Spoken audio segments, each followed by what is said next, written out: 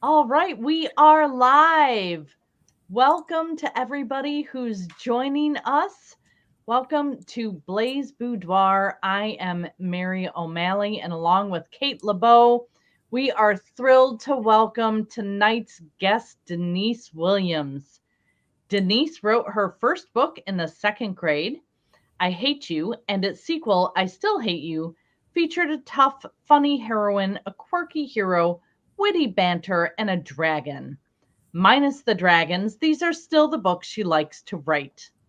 After penning those early works, she finished second grade and eventually went on to earn a PhD.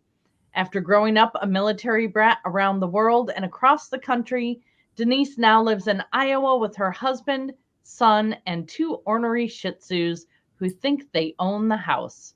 How to Fail at Flirting was her debut novel, and she can usually be found reading, writing, or thinking about love stories.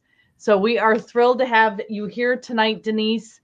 I am going to pop off and let you and Kate get down to all the spicy business, and then I'll be back with viewer questions.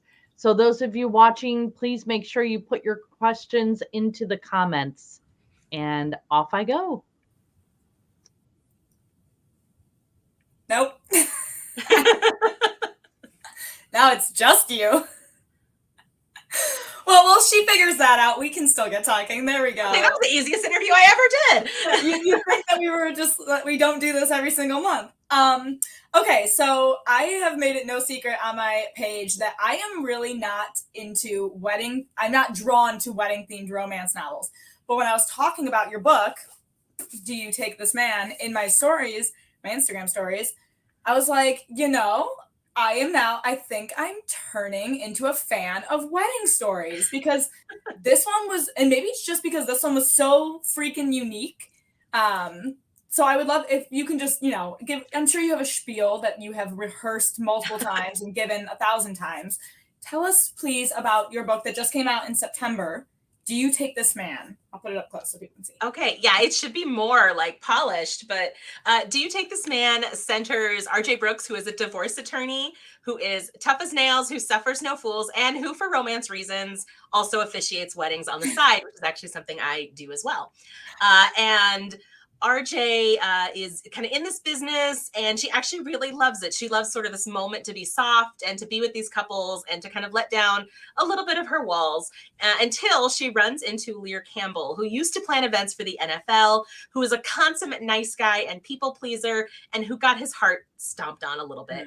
And now, because of all of that, has decided to put up his own walls, put up a dude bro front, and is at home after losing his job, helping his cousin plan weddings. Again, a job he's really good at. He's doing the dude bro thing, and him and RJ butt heads immediately. They can't stand each other. He is definitely leaning hard into the dude bro thing at the beginning. She lets him know in uncertain terms that is not acceptable. But their chemistry is really off the charts. So they end up in this enemies with benefits situation, which of course, it's a romance novel, turns into really this growing affection and love. And so it's a fun story. It's a sexy story. It's on all of these weddings, but really at its core, it's also a story about two people who think they are at their core unlovable. And that they are really not people who somebody else can truly love. And then they find this other person who makes them feel whole and happy and appreciated and really valued for the person that they are. And so I really loved writing those elements of the story too, that are kind of nuanced and the undercurrent, but the book is dedicated to the ones who think they're hard to love. And I think so many people find themselves in that category at different points. Oh yeah, absolutely. Actually, so when I was reading it, like, when Lear says what he says, I went, I don't know. I think he might genuinely be unlovable. I was like, I don't know if he can be redeemed for what, and it isn't even like, that bad. All women who read this book will see what he says and go, no, he did not just say that. That is the worst thing. But you did it. You managed to, make him lovable. But what I love about the book is that both characters are flawed characters. They aren't unlovable characters, but they aren't, I guess flawed is, they're regular people. They're not idealized versions of heroes and heroines. They're not these perfect specimen who never make a mistake. RJ is, she's a lawyer, a divorce lawyer. She has to have that like cool facade in order to be professional and do her job. And then poor Lear, who was just trying to stand up for what was right and had, his entire life just falling apart. My heart. And now that you've said that you are a wedding officiant, I'm going to throw away my questions that I have here and ask, so in the book, there is a time in which RJ does make a mistake during a wedding ceremony. Have you ever blundered during a wedding officiant job? Oh, I don't think that I have.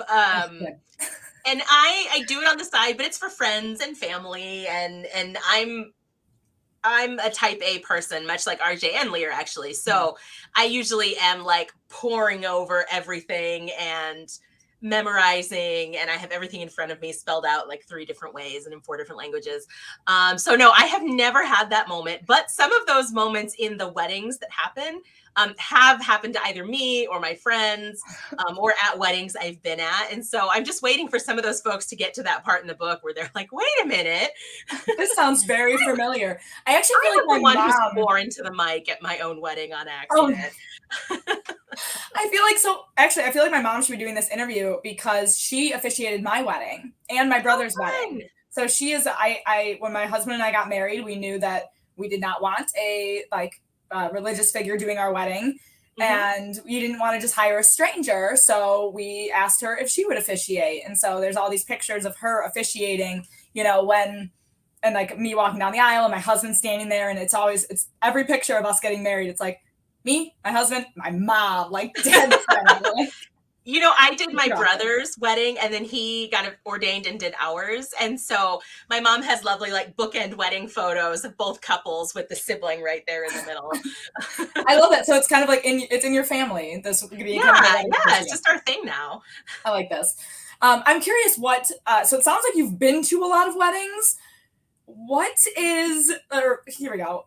I don't know why this question popped in my head, but I'm curious, who would be like the perfect, your partner is not included, who would be your like ideal wedding date? If you had to go to this wedding and you needed a date on the fly and you could invite anybody ever in existence, fictional, non-fictional, that would be real life, I don't know.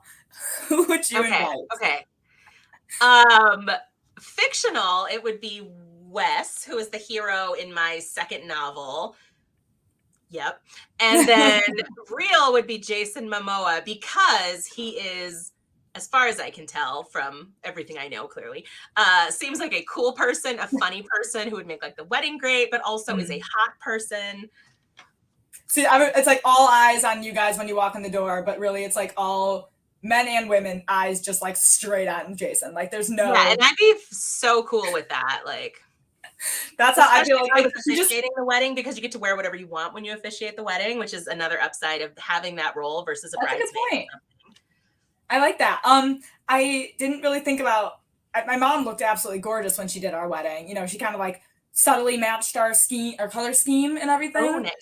But I like the idea of just like you just get to rock it in your own way. Like, like when you show up, you don't have to wear like the white collar that like a priest would wear. Yeah, no. Just show up looking hot, like do your bit. Conservative black dress, not gonna draw from the couple, blend in a little bit. Yeah, all good. I do like when that RJ does a lot of improvisation in some of her things. Like that's how she gets into this like situation in the first place, is people propose in the park and they want to get married, and she just improvises an entire ceremony. But you're saying that you plan everything out, to the minute detail so that nothing goes wrong. I really do, but I also build the ceremony with the couple. So again, I mentioned I'm type A. I have a spreadsheet that has formulas in it, so you can plug in different things to kind of build the ceremony, different quotes and readings and all of that. So like I make sure that the couple's really happy with the ceremony, and then I go about my memorizing. But I do think too, like when you're in a job like RJ is, and I think in teaching, I find that sometimes too, you're often skilled at just being able to roll with it on the fly and, kind of put things together. And RJ actually surprises herself when what she's able to put together is something romantic and lovable, and she's kind of tapping into parts of herself that she doesn't let other people see. So it also was kind of fun to write like bits and pieces of all of these different weddings that I didn't actually have to plan or go to, but kind of got to write, little bits and pieces of their ceremony. I can't even begin to, and I do a lot of like improvising on, Instagram and everything like that. I can't even begin to imagine that amount of like pressure on me. Like I am nervous just thinking about officiating a wedding. I hope nobody ever, being a bridesmaid is like hard enough, I think, with like, and eyes aren't even on you, but they're like, you're in the periphery, like right over there. And I'm like, no, maybe that's because I fainted during the first wedding I was ever in as a bridesmaid. Oh my gosh. I was 12. And that's fair when you're 12. Yeah, I passed. I locked my knees. It was like 110 degrees. I passed out. It was super embarrassing. The cameraman made fun of me. 12-year-old me was completely scarred at the idea of ever being in a wedding, like ever again. It was humiliating. But you mentioned Wes as like your fictional date. And yeah. I haven't read your book, Fastest Way to Fall, but I read some reviews of it because I was like, a few people DM'd me and they were like, The Fastest Way to Fall is my favorite book of all time. And some of the reviews were talking about how Wes is such a cinnamon roll. Yeah. And I was wondering I don't know, I'm not 100% sure on Britta's personality in the book, but I'm curious how you went from writing, not that Lear's not a cinnamon roll, but how do you kind of like structure your heroes? Where do you get your inspiration for them? How do you decide like what personality do they speak to you before you write the book? Do you develop them as you write? Yeah, a little bit of both. With my first novel, it was single point of view. So that hero is definitely cinnamon roll. Jake is he's very loving. He's very affectionate. The heroine's a survivor of domestic violence. And so I knew her first. And then I had to think, who was the person who she would give her trust to? Who would be able to kind of help her come out of her shell in a gentle way. And that's really how that hero came to be, but you're never in his head because it's only in her point of view. So when I sat down to write The Fastest Way to Fall, both of those characters came to me pretty quickly, and they're both pretty kind, lovely. That's what all the reviews were like. They're just wonderful people. He is really kind of broken. He's always kind and generous to other people, but in his own head is pretty broken as a hero. And that's part of his journey, is kind of finding his own strength. But a cinnamon roll really started, I think it was coined by The Onion to kind of make fun of this. And then romance really just embraced it as a term. If we think of maybe an alpha hero, they are all the things we think of alphas, particularly alpha men, that they're maybe aggressive, that they're guarded, and their feelings are kept inside, and very protective, and all of those things that are sometimes very fun to read, and generally in person super toxic. But a cinnamon roll is kind of the opposite, and the coin is basically the ideation. Can't think of words. The etiology is that they're gooey. They're kind of warm and gooey, even if they're a little crusty on the outside. That you just have this sweet person who is maybe more in touch with their feelings, who shows emotion, who is like green flag versus red flag in real life. And so that's kind of the cinnamon roll. And I would say all of my heroes really are. But Wes, again, you're in his head and you get to sort of see his brokenness. And you get to see kind of where he's hurting. And because you're in that point of view, you also get to see him, kind of find love. So I think that even softens that a little bit. And the similar is true with Lear. Lear's maybe just a little more cooked on the outside. Yeah. Well, it's because he's, forcing that like cooked persona to protect himself versus, sometimes the cinnamon roll is just all gooey. There is no crust on the outside. They are just like the sweetest little human being. And I swear it is the dawn of the cinnamon roll right now. That is what readers want. They're kind of not that there's always a time and place for the alpha hero, but I think, and not that cinnamon rolls can't also be alpha, but I definitely think that there's a call for heroes to be more in touch with their emotions and to be more vulnerable, and not the vulnerable where you have to wait 3/4 of the book for them to open up about what their mommy issues, which I feel like is usually what the alpha hero is packing, especially in dark romance. But now it's like, no, we want that a little bit sooner. We want to, and I think that's what dual point of view kind of accomplishes, is it lets us see those parts of the hero that they're not ready to share with the heroine quite yet. And I really like I try to write characters who feel real, because the archetype of alpha and even cinnamon roll, like that's very not true for most people. Yes. Most people don't live in that 100% of the time. And so with Lear, I really had fun kind of, he claps back. Like he is flawed, but like he's sarcastic sometimes and doesn't always make the best choices. And, try to make that a real person where you get to see their emotions, but they're not 100% emotions all the time. That they sort of have this depth. And I strive to do that. I mean, I guess my heroes are a little probably better than real life. I think most romance heroes are. But, trying to make people feel a little bit real, because I think maybe it's just my own toxic trait. If people are too nice in books, I don't finish them. Like, this person is too nice and Pollyanna, and I'm over it. So, I'll finish it later, and then I don't usually. So I guess I just kind of like flawed people on the page too. Well, I think there's a lot of people who just really dig the sarcastic hero, where they're not being mean for mean's sake, but that's just how they are. And I think that I love it because that's me. Like when it comes time to be emotional, I'm like, would you take a witty quip instead? Like, can I offer you that? And I'm sure my husband is like, please just like give me a hug or something. I'm like, okay, all right, I will. But yeah, I definitely think that this is the time for cinnamon rolls. And I think that, and I said in my stories that I felt that your characters were very multidimensional. It felt like I was reading a story about real people who could have existed at some point. I didn't feel like they were, over the top or anything like that. And that's like the best compliment ever. That's what I'm going for. I definitely loved RJ was just a wonderful heroine, because maybe just for me, because I really felt like I connected with her, like on that, like, you want to be professional and advance your professional career. And then you're also at the same time, like you're losing a little bit of yourself in your career, and she's trying to find that again, basically, and find those parts of her that maybe have gotten shoved to the side. Yeah, I run a women's empowerment program on my campus. I work at a university, and we talk about those themes all the time, how everybody's judged on their warmth and their competence, and women especially, that warmth has to be there. But she's a divorce attorney, so she even has this little bit about, I have to be really warm to juries and completely ruthless to co-counsel, and my clients need to know that I'm highly competent, but also, and so talking about kind of those dualities that we all face, like in different spaces.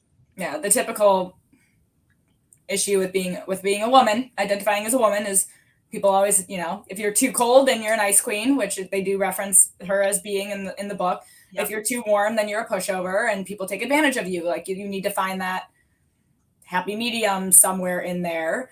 This is an off-topic question, but in the book, there is a point where one couple wants to do that trend of having their bridesmaids and groomsmen and their grandparents dance down the aisle. And RJ and Leah are both like, no, do not do this. But I'm curious, if you had to dance down the aisle, what is a song that you would be comfortable dancing? What would be your choice of music to dance down the aisle? I would dance down the aisle to literally any song. I think my husband would leave me at the altar if I did that. But all of my books really have some element of the songs that I grew up with. So like there's a Whitney Houston workout playlist in The Fastest Way to Fall, in How to Felt Flirting. There's some specific songs. And this one, it's Can't Help Falling in Love. But New Kids on the Block were what I grew up with. That was my jam. So The Right Stuff, I'll Be Loving You Forever, Hanging Tough, Step by Step, any of those, I think I could do a really good job coming down the aisle. And again, I would be alone by the time I got there, because my husband would have walked off already. But yeah, I don't know. How about you? It would probably, honestly, I would probably dance down the aisle to some Taylor Swift. Like, and I'm not even that like devoted of a fan. It's just that I used to be a nanny. And the girl I nannied was like huge into Taylor Swift songs, like the old ones. And so we would bop to those like all day. And they're just like a part of they've just steeped into my personality at this point, where it's like, if you tried to separate me from like OG Taylor Swift, I feel like I would just boop, like puddle on the ground. It's like makes up my skeleton, I think. And Disney songs. One of Lear's secret things that I kind of just loved writing is just a little side thing in the book is he loves musicals.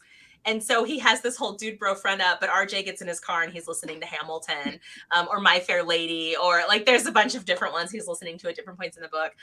And so, yeah, any like musical song too, really anything by Lin-Manuel Miranda or like anything from Rent, I would go down the aisle to that too. I would probably, it would be awful, but I would probably, my favorite Hamilton song is Satisfied. And so I'd probably, that's like the worst song to walk down the aisle to, I feel like. It's just like, maybe, but it's good. I know every word, so I'd be like, that would be my song.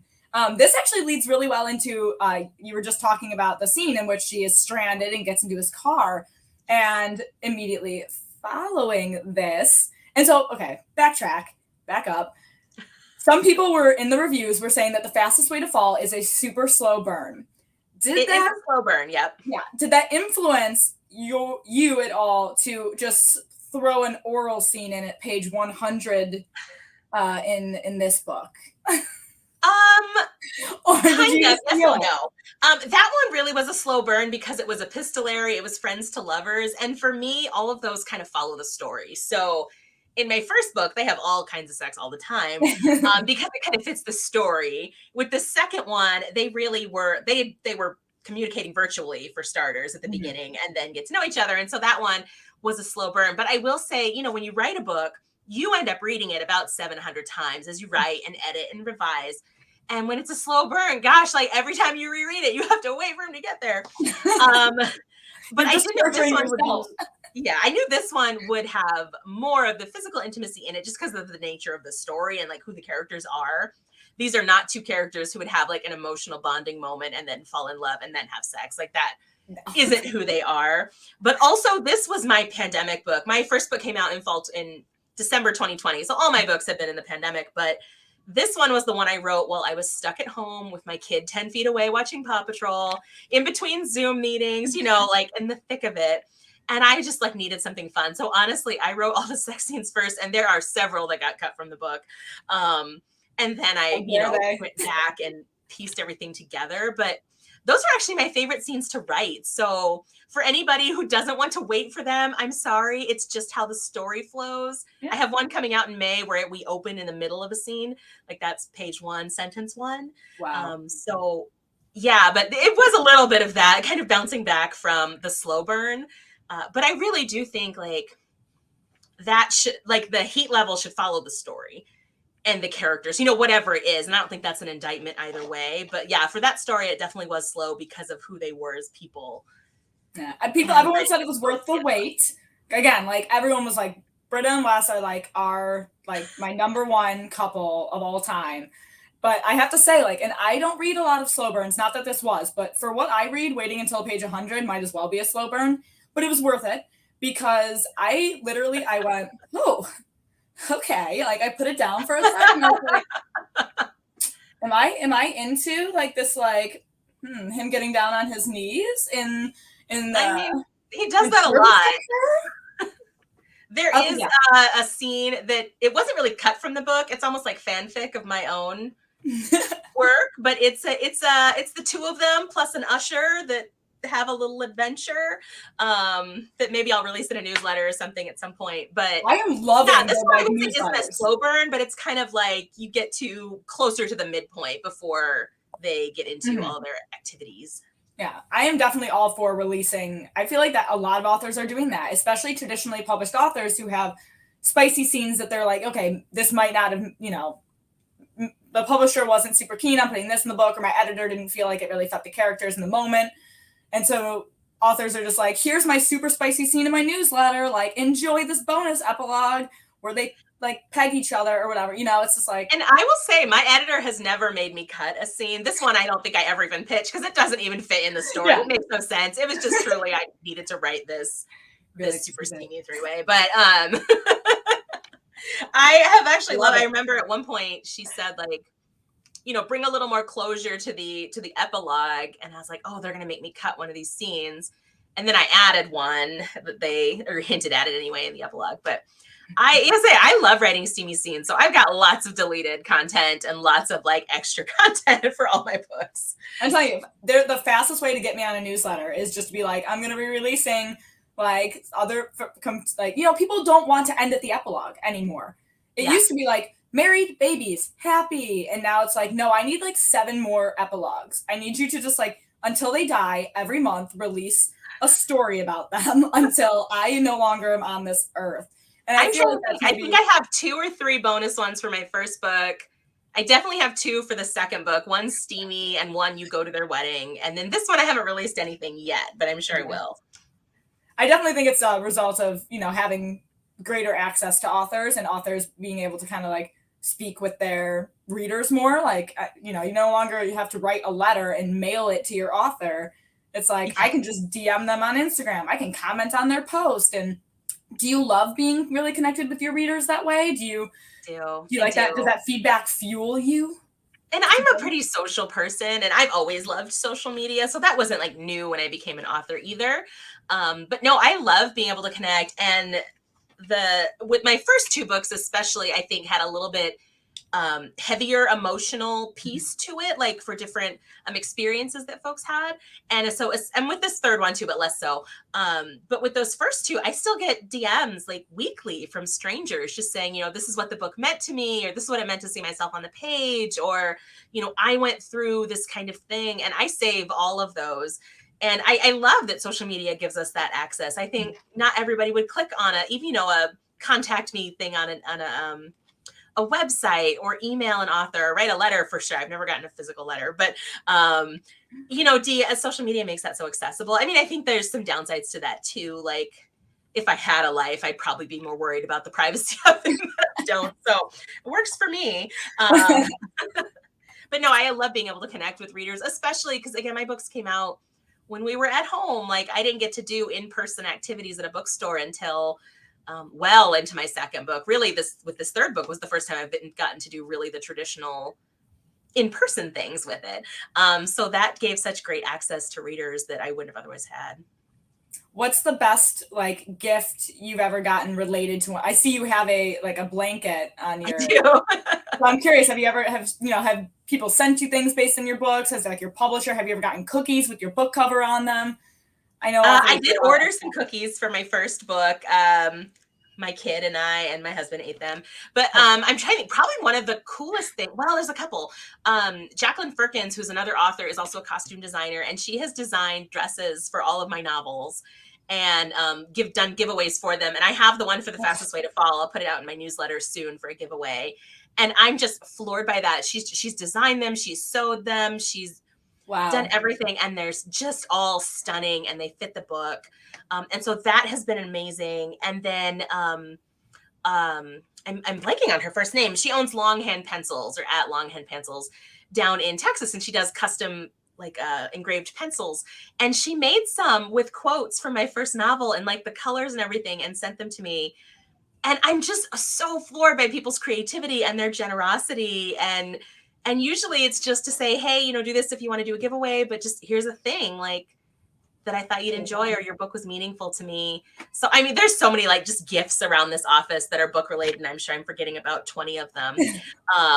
But I'm just always so floored and honored that people take the time to kind of spend time with my words or my book like that. That's why I love the romance community, because it's just like everyone is so supportive of each other and gifting each other things. Like I'll have, I don't know. I won't. Well, I bought this one. We're on Facebook, right? But this wonderful individual does these, I always say it's cross stitch. It's not cross stitch. It's embroideries. And at one point she just sent and she charges a pretty penny for them. And she just sent me one day out of the blue. Didn't even act she was just like, here's one I made that I thought you would like. And I'm like, what an amazing world we live in.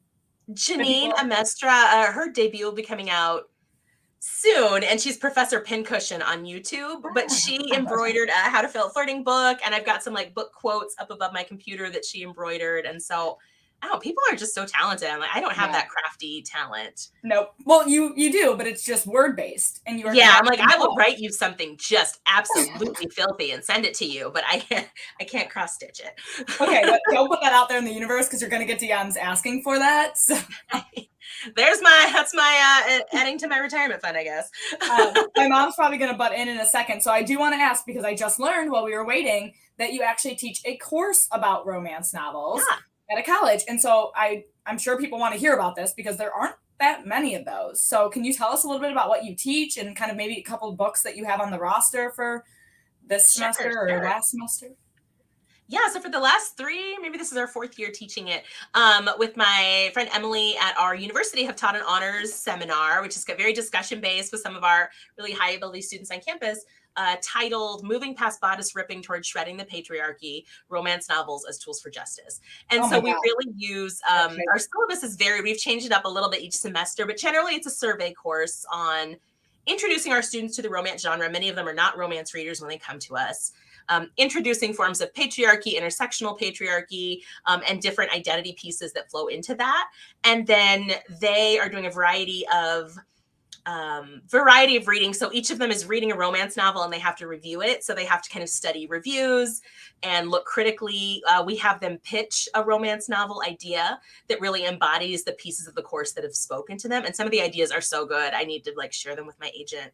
And then they have to work collaboratively to kind of do a project that relates to social justice and how romance novels could teach that. So it really is a great way to, for me, combine 2 of my professional interests, which is romance novels, but also I work heavily in social justice and advocacy and equity.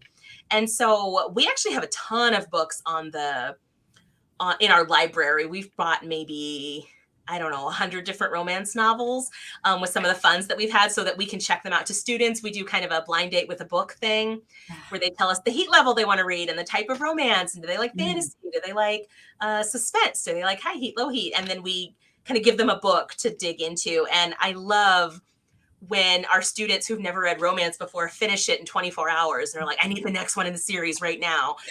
And so that is so fun. And then we also have them read a lot of academic articles on romance, from the Journal of Popular Romance Studies, the academic journal. They read more popular articles, like magazine articles. They read blog posts from different authors and book influencers. We have them listen to podcasts, watch different YouTube videos.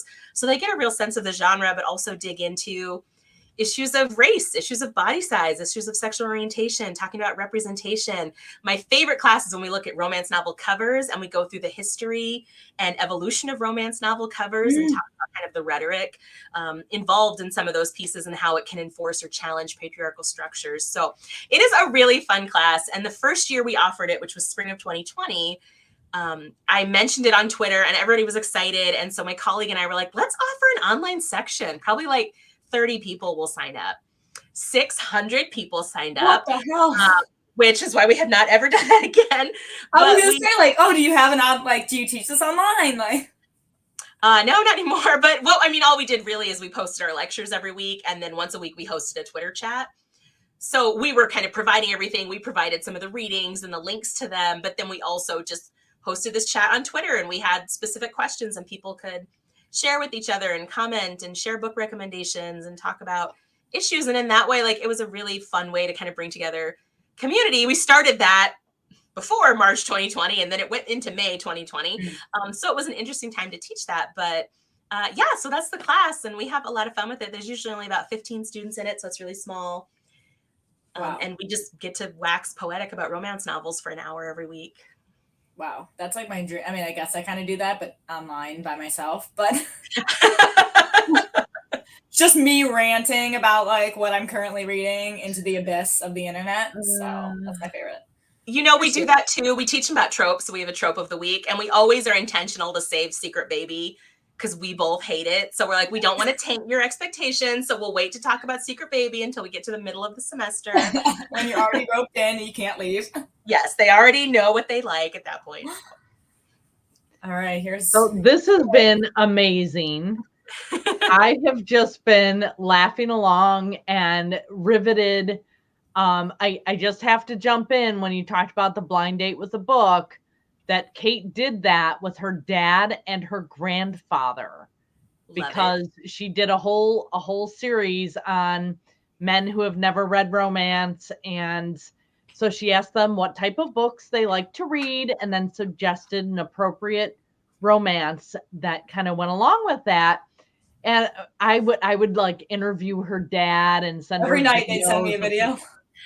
Send him videos of his comments and what he was thinking. And my dad has read all of my novels. I don't know if he read the most recent one. I told him he was off the hook for that one since it was here.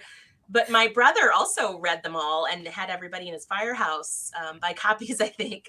I don't know if they all read it, but it's been kind of cool to have so many like new romance readers, who are just my friends who are like, this was my first romance. Are they like this? Like, yeah, that's what romance is.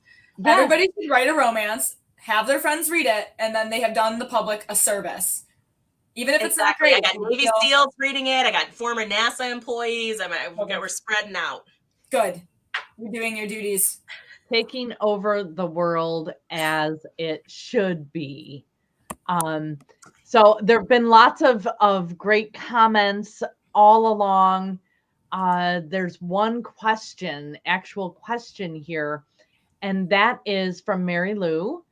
And how do you write characters that are complex and relatable? For example, antisocial to the point that they're rude, but they're a great listener. I think characters are so interesting in that when you read them, that is not their initial form. And so I write the character how I think of them, like whether it's referencing somebody I know or another book character or just traits that I'm familiar with. Like I do my best to write them on the page and just really think about, how do I think a real person would do this. And then I finish my first draft and they do not feel like real people. They feel like strange, disjointed robots. And then, that's where editing comes in. And in Do You Take This Man, I think RJ is actually a lot closer to me than some of my other characters. And so that one to me felt a little bit more, I could kind of write her honestly pretty closely on the first draft. But with some of my other characters, that was through a lot of editing and having other people read and say, this decision seems weird, or why would they say this here? Or I liked them here, but I didn't like them here. And that's where you kind of even them out. But I also think about, when you're writing a book, you want everybody to fall in love with your characters, but I also take a little bit of pride in writing characters who I know everybody won't fall in love with. But somebody is going to see themselves in that person. And I think also in romance, it's also just finding out, you get the benefit of the other person in the relationship looking at this person. And so even if that character who's, what did you say, antisocial to the point of being rude, but, a really good listener, you get to see somebody else fall in love with them.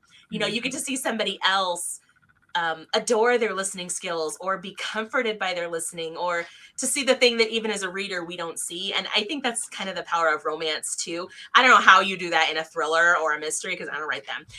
But in romance, we get the benefit of somebody else falling in love with our weird, quirky character. And so we get in that way to kind of show these lovely things about them. It's actually a really good point. I never, like we talked about dual point of view. I've read a lot of single point of views where maybe I didn't feel like I connected with the heroine. And I'm wondering if maybe I might have connected with them more if I've been able to see them from someone else's point of view other than their own. If you get to see all the things that make them lovable from someone else's point of view. And that's a tricky thing. Most of my books are dual point of view. My first one was single point of view. And for me, that was where it was great to have a hero who really communicated, because even though you were never in his head, he was very upfront of, this is what I see in you, and this is what I love about you, and this is what is bothering me about you. And so if you have a good kind of communicator on the other end, you don't have to see in their head. They tell you what they think. But that is a challenge, I think, in single point of view, especially if you have a quote unlikable heroine, which is a whole other interview. I have lots of thoughts on that. But then you kind of get to see, this other person. Yeah. Some of my favorite books have typically unlikable heroines, where it's like Kat. I don't know if you've ever read Kat Wynn's Partner Track.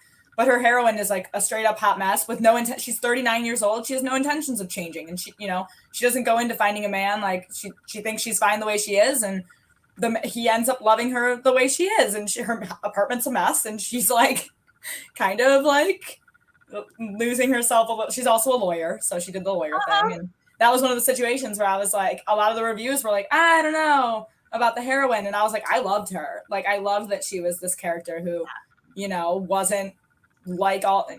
I hate the phrase "not like other girls," but she's different. RJ has definitely been, I think, my most divisive heroine. Like, I don't read my reviews, but just in how people talk about her, like some people love her and others truly don't.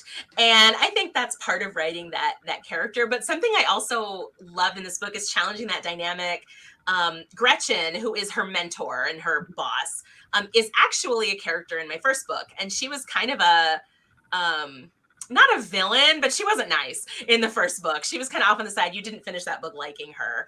And I love giving characters like that, especially women, their own arc and their own story. And we're not in her love story. We just see her as a highly competent professional who's a great mentor and an excellent attorney. And I just think especially for women, like there's so much power in being able to show a well-rounded view of those people. So most people question me on that. They did not like Gretchen in the first book, but I was like, you know what? I'm still doing it. I'm pulling her. I liked her in this one. I didn't read the first book, but I actually loved that. And I don't think this would be a spoiler or anything, but I kept waiting for her to be an actual villain in this. I kept waiting for her to like stab RJ in the back or like, and she just stayed a secondary character who was just doing her job competently and like professionally and guiding RJ the best she could. And I was like, like I really thought she was going to turn around and be like, totally no secret villainy there. I like giving kind of that arc to this character who, again, in How to Fail at Flirting was unlikable. Yeah. And I actually have this idea in my head. I haven't told my publisher, so y'all can pitch that to them. But I want it to be a whole series that says that bitches need love too. And like any character in my books who are a woman who are kind of off on the side doing shady stuff, like they get their own love story because, you know, everybody should have their own love story, even if they're shady in somebody else's. Yes. I love that. That's how that's how it works with heroes. Like you have like a jerk hero in the first book, and then he gets a redemption arc. Like, but you really don't see that with heroines. You don't get to see the redemption arc. It's on my list. It's on my list, and they would be very steamy because, well, as aforementioned. Perfect. And I did put into the chat, but if you want to give a plug yourself, for anybody who wants a signed, personalized copy of any of Denise's books, her local independent bookstore is Dog-Eared Books in Ames, Iowa. I was trying to be all sneaky and go grab the link, and I failed. But Dog-Eared Books in Ames, Iowa has signed copies of all my books, and they have a link up on their website to actually order personalized copies, and they've got a pre-order campaign up for my next one, which will be out in March. So them, but any of the local Des Moines bookstores are easy for me to get to because it's Des Moines and it's not that big. Yes, shop indie, shop Iowa, and I'm happy to go in and personalize things at Dog-Eared. Well, before we close out for a sec, do you want to tell us what your upcoming book is about? Please do. You can. I know it's kind of far out. If it's okay, I actually have 3 coming out next year. So tell us. I'm busy. So in March, this one, which is Love and Other Flight Delays, I should have had one a little closer to me, will be out. And that is actually the compilation of my 3 novellas that came out this spring and summer. And they all take place in an airport. So there is Fake Dating with an airport dog groomer and a romance author. He's the romance author. He's super hot. Love him. And then the second one is 2 professors who have to fly together after accidentally making out in an airport one night. And then, which is Grumpy Sunshine Story. And then the third one is Best Friends to Lovers, where they have a little mystery to solve. So those will be out in print on Pi Day on March 14th. And the cover is super cute. And then I'm part of an anthology that Canary Street Press, from formerly kind of part of Harlequin, will be releasing. And that one we pitched as Love Actually meets your favorite 90s disaster movie where they kiss at the end. So all of these couples, I think there's 6 or 7 of us authors, think it's the end of the world. Stuff is falling from the sky. We think it's the end of the world. The alarms have gone off. Everybody is sheltering in place. It is not the end of the world. It was a mistake. It was an administrative error. But for 12 hours, all of these people think the world is ending. And my couple are 2 former college rivals who are back on their college campus, who get stuck in their old biology building overnight and it opens in the middle of a sex scene. So that one is pretty steamy. They get up to some things in their 12 hours, but then of course also fall in love. And then my next novel will be out in September, and that is called Technically Yours. I don't know if we've actually released that title yet. We just landed on it. But that will be a second chance romance. And if you've read my second novel, The Fastest Way to Fall, it is Pearl and Cord's story. And they're kind of hinted at the end of Do You Take This Man as well. And that one takes place in the world of a nonprofit similar to Girls Who Code. So looking at like coding and tech careers for kids with marginalized identities, and then just a little bit of professional scandal and dual timelines with that one. So really excited for that. You get a nerdy cinnamon roll hero, a very competent and warm heroine again, and there's tent sex for those who are interested in the spicy. Woo. Excellent. And I'm sure watchers can find all of this on your website, where they can also sign up for your newsletter to get those bonus steamy sex scenes that were cut from your books. So everybody should head over there. And gosh, I just want to thank everybody for joining us tonight for Denise.